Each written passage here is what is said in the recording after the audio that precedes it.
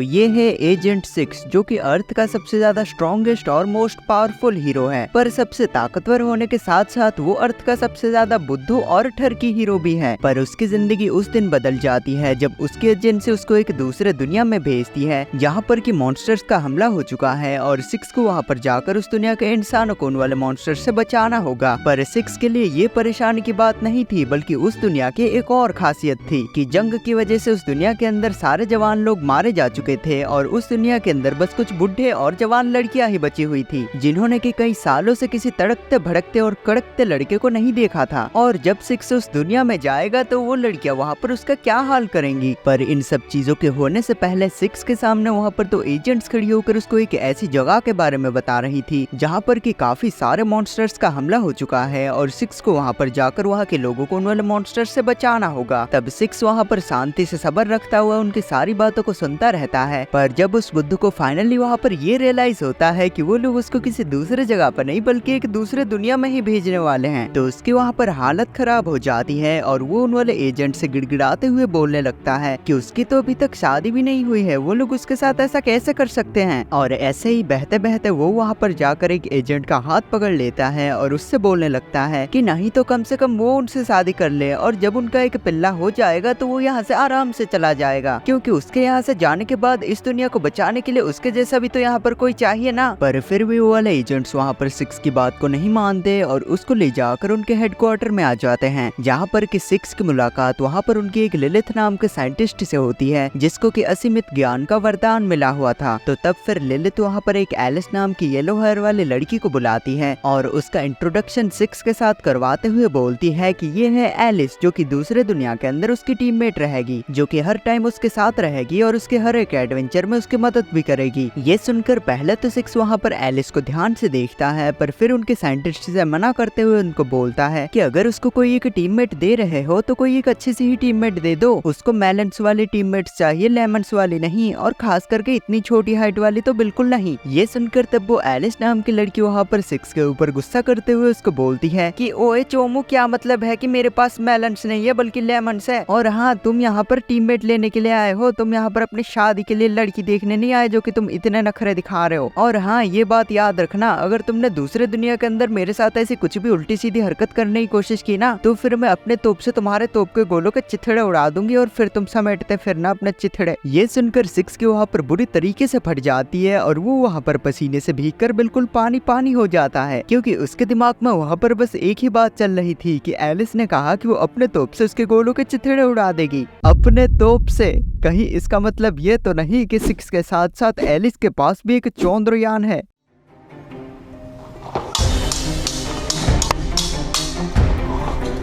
पर फिर उसको वहाँ पर सारी चीजें पता चलती है कि दरअसल एलिस असल में कोई इंसान नहीं बल्कि एक एडवांस एआई रोबोट है और उसका फेवरेट वेपन एक शॉटगन है जिसको कि वो तोप बोलती है। तब फाइनली वो दोनों वहाँ पर दूसरे दुनिया में जाने के लिए पूरी तरीके से तैयार हो जाते हैं। पर जाने से पहले वो वाली एजेंट जिसको कि पहले 6 ने शादी के लिए बोला था वो वहाँ पर 6 के पास आती है और उसको दूसरे दुनिया में अपना ध्यान रखने के लिए बोलती है और ये भी कहती है कि उसको वहाँ से सही सलामत वापस भी आना होगा, क्योंकि वापस आने के बाद उन दोनों को साथ में कई सारे पिल्ले भी तो बनाने हैं। ये सुनकर 6 के अंदर वहाँ पर एक अलग ही लेवल का मोटिवेशन भर जाता है और वो दोनों जाकर उस टेलीपोर्टेशन डिवाइस में बैठ जाते हैं। और जब वो दोनों टेलीपोर्ट होकर उस वाले दूसरे दुनिया के अंदर जाते हैं तो फिर उनको पता चलता है कि गलती से वो दोनों टेलीपोर्ट होकर एक रेगिस्तान के बीच में आ चुके हैं, इसलिए वो चलते चलते आगे बढ़ने लगते हैं ताकि वो लोग अपने आसपास के किसी इंसानी बस्ती को ढूंढ सके। पर अनफॉर्चुनेटली तभी उन लोगों के सामने वहाँ पर कई सारे अजीबोगरीब क्रिएचर्स आ जाते हैं जो कि उनके पीछे पड़ जाते हैं उनके ऊपर हमला करने के लिए। इसलिए 6 वहाँ से एलिस को लेकर अपने साथ भागने लग जाता है, पर आखिरकार वो लोग जाकर एक डेड एंड पे अटक जाते हैं और तब कोई और रास्ता ना होते हुए खुद को बचाने के लिए एलिस वहाँ पर अपने तोप को बाहर निकाल लेती है और एक एक कर अपने तोप से उन सारे क्रिएचर्स के चिथड़े उड़ा देती है। और जब वो लोग वहाँ से अपनी जान बचाकर और ज्यादा आगे बढ़ते हैं तो फिर उनको दूर से कई सारे घोड़ों के ऊपर कई सारी घोड़ियाँ आती